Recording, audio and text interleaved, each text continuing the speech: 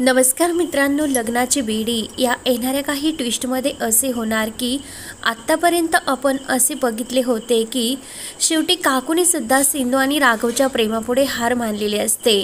मधुसुद्धा ही राघव आणि सिंधूला तोडण्याचा खूप प्रयत्न करत असते, मात्र तिला केव्हाही यश येत नाही। शेवटी विनायकचा हक्क घेऊन ती सिंधूला म्हणत असते की तू राघवचीच आहे आणि माझ्या विनायकला तरी माझ्याकडे दे। राघवने शेवटी आत्तापर्यंत मला प्रेमाचा असा कोणताही हक्क दिलेला नाही, म्हणून मधुसुद्धा राघवला म्हणत असते की तुला त्या सिंधूचीच काळजी असते, रात्रंदिवस तुला त्या सिंधूची स्वप्न पडत असतात, त्यामुळे तू माझ्या विनायक आणि मला इथे सोडून दे आणि तू त्या सिंधूकडे जा। तेव्हा मात्र राघव हा आतून पूर्णपणे तुटून गेलेला असतो, त्याच्यापुढे कोणताही पर्याय नसतो, म्हणून सिंधूची सुद्धा ही विनायकसाठी झालेली अवस्था त्याला पगवत नसते।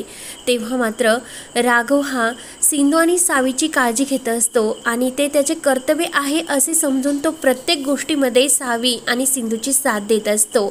मात्र मधूला काही हे पगवत नसते आणि शेवटी राघव एक दिवस खूप असा आतमधून तुटून गेलेला असतो। त्याच्यासमोर खूप अशी बिकट परिस्थिती आलेली असते, कारण रात्रंदिवस सावी, विनायक आणि सिंधू राघव एकत्र आल्याचे स्वप्न त्याला पडत असतात। त्याचे मन त्याला सांगत असते की त्याचे सिंधूवर प्रेम आहे आणि कर्तव्य एक म्हणून त्याने मधुबरोबर लग्न केले होते।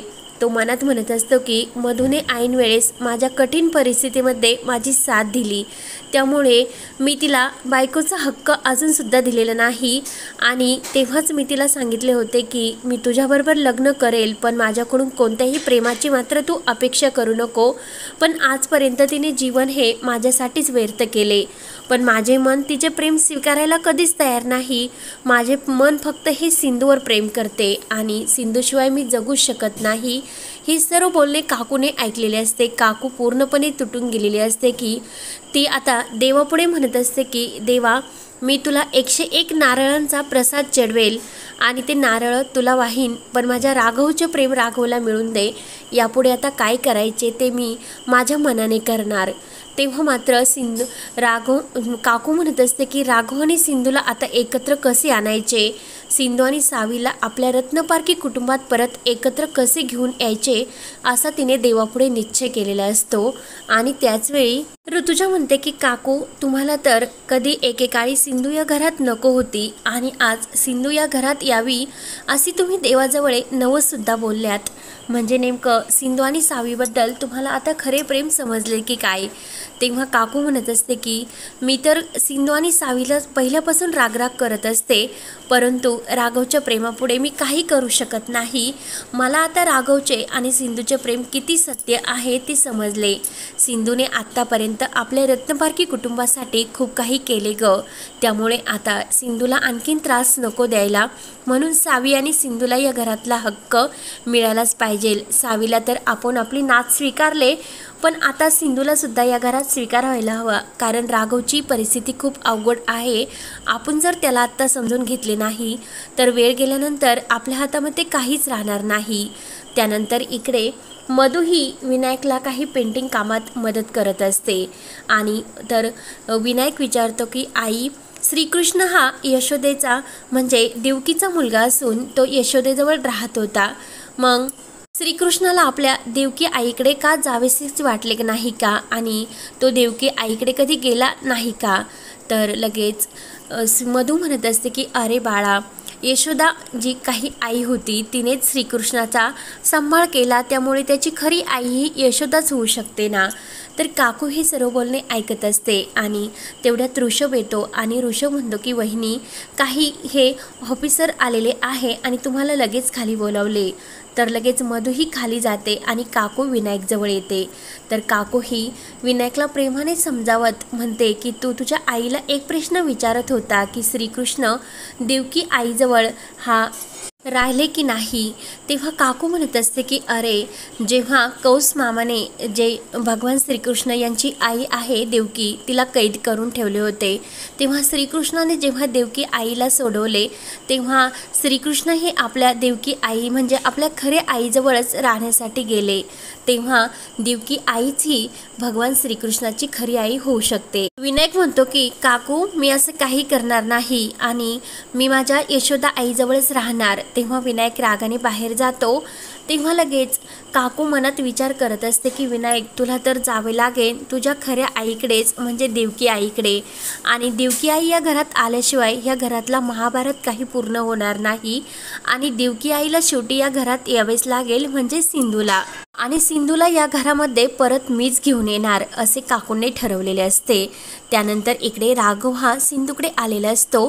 सिंधू विचारते की राघव, विनू कसा आहे? त्यावर सिंधू म्हणत असते की राघव, आत्तापर्यंत म्हणजे ह्या दिवसामध्ये काय घडले मला पूर्णपणे आठवत नाही। राघव म्हणतो की सिंधू, तुला काहीच आठवत नाही? तेव्हा राघव मनात हा विचार करत असतो की सिंधूला मी प्रेमाचे प्रपोजसुद्धा केले। सिंधूला मी त्यावेळी सांगितले होते की आय लव्ह यू सिंधू, तुझ्याशिवाय मी राहू शकत नाही आणि शेवटपर्यंत तुला माझी साथ राहील, असे वाक्य त्याने सिंधूला कठीण परिस्थितीत बोलून दाखवले होते। मात्र सिंधू ही त्यावेळी झोपी गेलेली असते, सिंधूने काही ऐकलेले नसते। तेव्हा राघव म्हणतो की तू प्लीज सावीची काळजी करू नको, सावीला मी पूर्णपणे तिची काळजी घेईल, कारण मी सुद्धा तिचा एक वडील या नात्याने सर्व काही करू शकतो। तेव्हा मात्र राघवने सिंधूचे हात आपल्या हातामध्ये घेतलेले असतात। तर सिंधूच्या डोळ्यात पाणी येते आणि ती राघवला म्हणते की राघव, तुम्ही खरंच किती नशिबवान आहात हो, कारण सावी, तुम्ही इथे आल्यानंतर सावी तुम्हाला बाबा बाबा करत असते आणि सावीच्या मनात तुमच्याविषयी किती प्रेम आहे, पण विनायकच्या मनामध्ये माझ्याविषयी खूप काही प्रेम नाही, कारण तो मला बॅड आंटी म्हणतो। राघव म्हणतो की सिंधू, असे काही नाही, कारण विनायकला जेव्हा आता खरे सत्य समजेल तेव्हा सुद्धा तो तुला नक्की तुझी खरी आई मानेल। राघव म्हणतो की सिंधू प्लीज मला थोडासा वेळ दे, कारण विनायकच्या मनामध्ये जो काही गैरसमज झालेला आहे तो मी लवकरच दूर करीन आणि त्याला लवकरच तू त्याची खरी आई आहे हे सांगेन मी, तू प्लीज माझ्यावर विश्वास ठेव। सिंधू म्हणत असते की ठीक आहे राघव सर, मी तुमच्यावर नक्की विश्वास ठेवेल। आणि सिंधू राघव एकमेकांकडे बघत असतात। तर सिंधू म्हणते की राघव सर, हे मोदक तुम्ही माझ्यासाठी बनवलेत का? राघव म्हणतो की हो सिंधू, मी खूप प्रेमाने तुझ्यासाठी हे मोदक बनवले। तर सिंधू खुश होते। राघव सिंधू इतके रोमॅन्टिक झालेले असतात की आपल्या प्रत्येक क्षणाच्या प्रेमाची त्यांना आठवण होत असते आणि एकमेकांकडे ते बघत असतात। सर सिंधू खूपच खुश असते। त्यानंतर सिंधू ही आपल्या घरी असते आणि राघव घरी येतो। तर काकू ही राघवला विचारते की राघव, तू तुझ्या मनातलं जे काही प्रेम आहे ते सिंधूला कधी सांगणार? सिंधूला तू अजून तुझ्या मनातील प्रेम सांगितले की नाही? तर राघवला आश्चर्याचा धक्का बसतो। राघव विचार करतो की काकू चक्क असे का बोलत असेल। त्यावर काकू ही सिंधूकडे गेलेली असते आणि सिंधूला ती स्वतःहून घरी घेऊन येणार असते। त्यानंतर इकडे राघव मधूकडे येतो आणि मधूवर तो खूप असा रागवलेला असतो।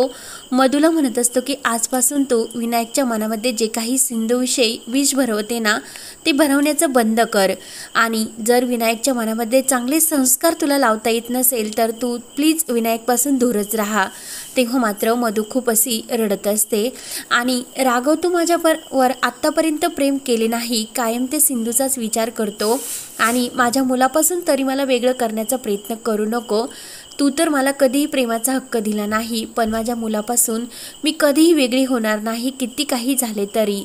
तेव्हा तू माझ्यावर तेव्हा राघव मात्र मधूवर भयंकर चिडलेला असतो आणि तो मधूला म्हणत असतो की आत्तापर्यंत मी तुझ्यावर प्रेम केले नाही, यापुढून सुद्धा तू माझ्याकडून कोणतीही अशी अपेक्षा करू नको। तुला जर माझ्या जीवनातून चालते व्हायचे असेल तर तू होऊ शकते, पण सिंधूला मी माझ्या जीवनामध्ये नक्की जागा देणार आणि तो सिंधूचा हक्क आहे। त्यामुळे पुढील भागामध्ये काकू ही चक्क सावी आणि सिंधूच्या घरी गेलेली असते आणि मोठ्या मानाने ती सिंधू आणि सावीला आपल्या घरी परत घेऊन येणार असते आणि राघवला आनंदात कसे ठेवायचे हे काकूने आता पूर्णपणे विचार केलेला असतो आणि राघवच्या सुखासाठी ती सिंधू आणि सावीला परत आपल्या घरी घेऊन मानाने येणार असते।